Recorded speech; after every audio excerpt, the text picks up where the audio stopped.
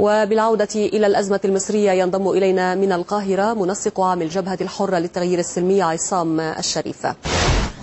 سيد الشريف، مساء الخير. إذا توتر في الشارع وبوادر حراك سياسي، برأيك من يتقدم بخطوات متسارعة في هذه المرحلة؟ التوتر السائد في الشارع أم الوصول إلى حل؟ أولا ما حدث اليوم من خطاب للسيد نائب الرئيس الجمهورية كان هو إشارة واضحة لأنه لن يكون هناك حلا سياسيا. هم يريدون على الاستفتاء على هذا الدستور المشوه ولا يريدون حوار كما يدعون، والدليل على ذلك هو عندما كان يخطب نائب رئيس الجمهورية داخل قصر الرئاسة كانت ميليشيات جماعة الإخوان المسلمين تعتدي على الثوار خارج أسوار قصر الرئاسة. وما حدث اليوم هو انتكاسة للديمقراطية في مصر. ما حدث اليوم هو بداية هتلر جديد في الشرق الأوسط عندما يختفي رئيس الجمهورية عن الظهور في المشهد وتبدأ ميليشيات الجماعة تحمي القصر وتعتدي على المتظاهرين السلميين، فهذه كارثة. فنناشد المجتمع الدولي أن ينحاز إلى الدولة المدنية، لأن فعليا هناك انقسام في المجتمع المصري، هناك دعاة للدولة المدنية وهناك دعاة للدولة الفاشية التي يتزعمها السيد محمد مرسي. والآن بدأ الصراع ينتقل من سياسيا إلى صراع دموي عندما يقتل 3 مصريين اليوم على أيدي ميليشيات جماعة الإخوان المسلمين أمام قصر الاتحادية، فهذه وصمة عار في تاريخ السيد محمد مرسي، وعليه الرحيل الآن إذا كان لا يريد حلا سياسيا بإسقاط الإعلان الدستوري والتراجع في فكرة الاستفتاء على هذا الدستور المشوه، فعليه في الرحيل لأنه يدخل البلاد في صراعات أهلية. نعم سيد عصام، برأيك هل ستأخذ المعارضة باقتراحات نائب الرئيس حول إمكانية إجراء تعديلات في مشروع الدستور الجديد؟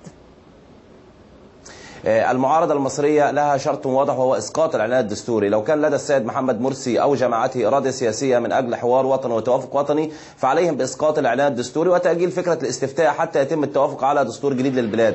ولكن من الواضح أن هناك مشروع سياسي لدى جماعة الإخوان المسلمين ملخص في الدستور الذي تم إعداده داخل مكتب الإرشاد من أجل فرضه على الجماهير المصرية. ومن الواضح هناك الآن الجماهير ميليشيات جماعة الإخوان حول أسوار قصر الاتحادية بالسلاح. هناك معلومات وردت إلي قبل أن أطلع على الهواء مباشرة أن هناك عربات سلاح تتحرك نحو ميليشيات جماعة الإخوان المسلمين. لمن هذا السلاح؟ للمصريين الذين انتخبوا السيد محمد مرسي. خرجت الملايين بالأمس لتسحب الثقة من السيد محمد مرسي، فعليه أن يعلم بخطورة موقفه وعليه أن يتراجع وينحاز إلى الثورة والثوار، ولن يتم حل الأزمة بالصراع الدموي التي تسعى إليه جماعة الإخوان المسلمين. نعم سيد عصام، موسى دعا مرسي إلى تقديم دعوة رسمية للحوار، لكن نائب الرئيس طلب تقديم اقتراحات خطية للحل. ما انعكاسات ذلك على الأزمة برأيك؟ اولا حتى نكون واضحين، الشباب المصري الان في الشوارع في حالات كر وفر حول قصر الاتحاديه، وهناك دعوات للنزول في كل المحافظات لرفض الاعلان الدستوري ورفض فكره الاستفتاء على الدستور المشوه. فتقول النخبه ما كيفما تشاء. النخبه طول الوقت تلعب لعبه المفاوضات في السياسه، والشباب يخرج من اجل استكمال اهداف الثوره المصريه. اولا السيد محمد مرسي لن يتحاور. السيد محمد مرسي مصر على استكمال الاستفتاء ومصر على فرض سياسه الامر الواقع. فعلى النخبه المصريه أن تعي أنه لن تحل هذه الأزمة إلا عبر الضغط الشعبي وعبر الشوارع، لن تحل من خلال الغرف المكيفة. أستاذ عصام، طلب كلينتون من مرسي احترام الثورة والحوار مع القوى السياسية، هل يمكن اعتباره بمثابة ضغوط على الإخوان للوصول إلى حل؟ اولا كلينتون وغيرها في الاداره الامريكيه لم يضغطون على الاخوان، بل الاخوان اصبحوا حلفاء لكلينتون والاداره الامريكيه. نرى الفتره الماضيه كل قرارات صادمه خرجت من مؤسسه الرئاسه كانت تاتي بعد زياره احد الدبلوماسيين الامريكيين، او تحديدا بعد زياره السيده هيلاري كلينتون. ونحن نرى ان العائق الوحيد امام نجاح الثوره المصريه هي الاداره الامريكيه، لانها طول الوقت تلعب لحساب تامين اسرائيل على حساب قمع الشعب المصري. والدليل انه في اخر زياره للسيده هيلاري كلينتون بعد ان اتت الى القاهره وذهبت، خرج علينا السيد محمد مرسي بهذا الاعلان الدستور المستبد. ولكن نرسل للولايات المتحده الامريكيه ان تتذكر ان هتلر اتى بالديمقراطيه واصبح خطر على العالم كله. فالسيد محمد مرسي قبل ان يكون خطرا على شعبه هو جماعته سيكون خطرا على العالم كله.